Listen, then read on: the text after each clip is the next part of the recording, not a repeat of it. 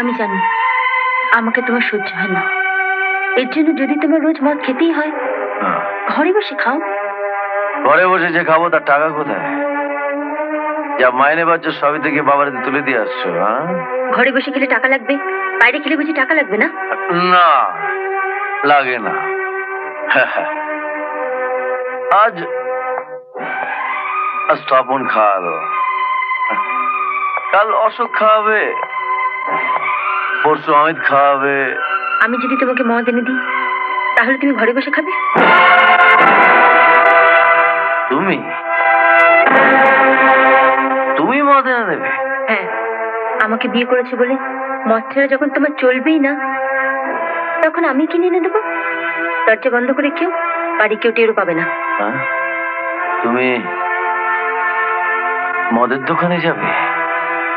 তোমার ভালোর জন্য আমি জাহান্নামেও যেতে পারি। কি রাজি তো?